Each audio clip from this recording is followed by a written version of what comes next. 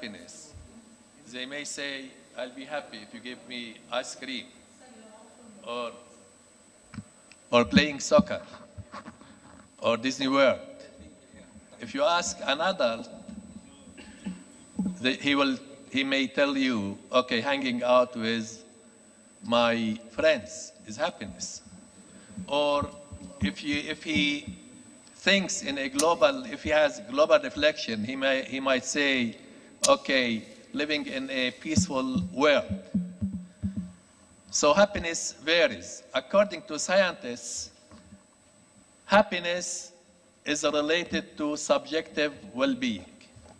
So what is subjective well-being?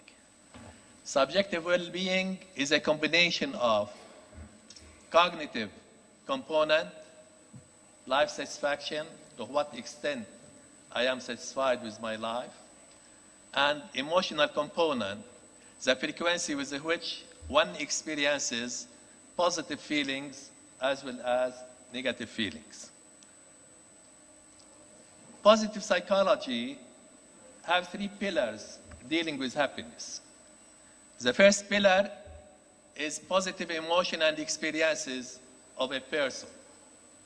The second one, positive individual traits, and we will talk about it.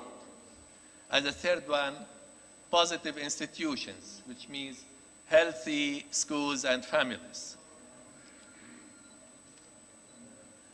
Now, if we want to specify, happiness is being in a positive emotional state. This is happiness. Well-being is learning or acquiring virtues or characters that lead to happiness. Most of the time, they are interchangeable. Now, how can we transform these abstract words into practice? This is the issue.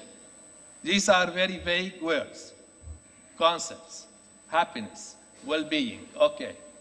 We want to promote happiness and or well-being to our students. How? So we are not going to reinvent the wheel. A person by the name of Seligman, he has a book about character strength. He invented 24 characters that if we practice them, we will lead our student to happiness. And these characters were categorized, were put under 7 categories: wisdom and knowledge, courage, humanity, justice, temperance, transcendence. And under each category you see creativity, curiosity, judgment, mindedness, love of learning, etc., honesty. So we have different kinds of categories with different concepts. Our job is to transfer or transform these concepts into practice. So how do we teach? What do we mean by creativity, for example?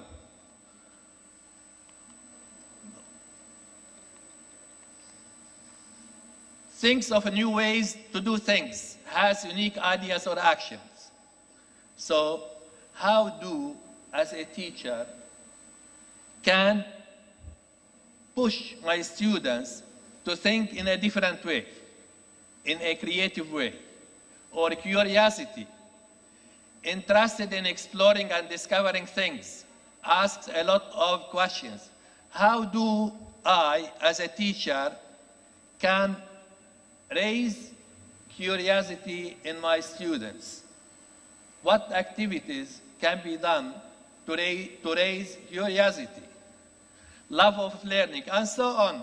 So these are 24 characteristics. These are called character strength. Research findings reveal that if these characters or characteristics are being taught in schools, there is a positive impact on student performance as well as on their mental health. Now, we have some contradictions concerning working on developing round character and at the same time getting excellent achievements. Now, if we take samples from high-performing countries in PISA or in TEMS, we will find the following. In Japan, they conducted a survey and they found out that their students aged 12 to 19 years are very stressed. And they related this stress to academic performance and examinations. So they shifted to something to have balance between round character and the student achievement.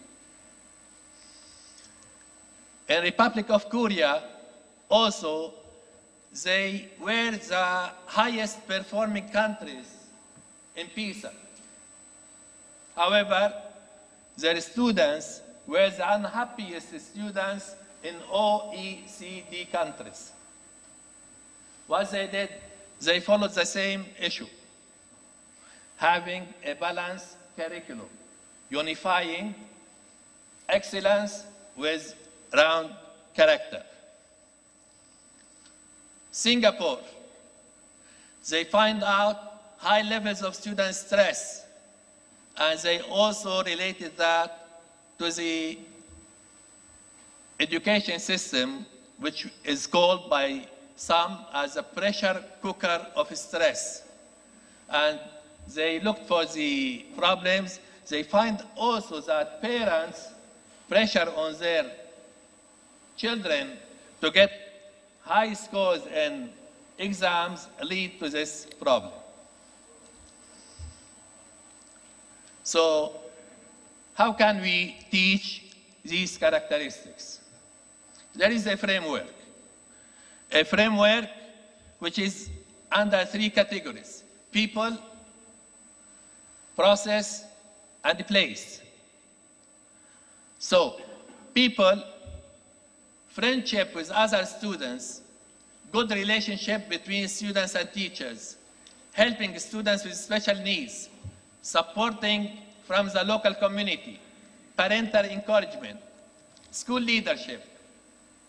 If we work on these, we will push our students to be happy as well as high-performing students. Process, how the work is done in school. Teamwork learning, learning content in useful daily life, reasonable workload, freedom to express opinion in school and in the classroom, etc. Place, how can we change the school into a beautiful place? A place which all students can like. Colorful walls, bulletin boards with students' work are displayed, etc. Green places, etc. Now, the top factors for a happy school, as for research-based findings, these are top factors of a happy school. Friendship and relationship in a school community, warm and friendly learning environment, learner freedom, learner freedom and engagement, teamwork and collaborative spirit, positive teacher attitudes and attributes. According to researchers, these were the top 5 factors for a happy school.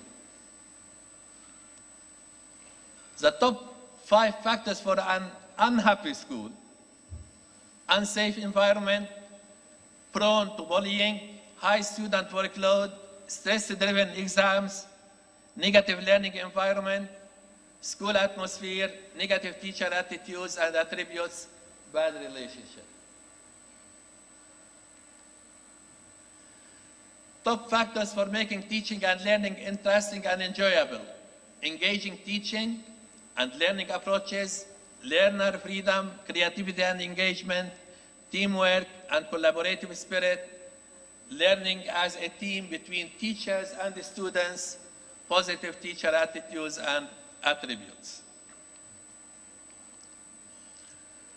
So, to promote happiness, the framework is there. People, we have to work on people. Process, how are we going to accomplish our work? Place, how we can make the place a beautiful place for learning. That's what I wanted to share with you.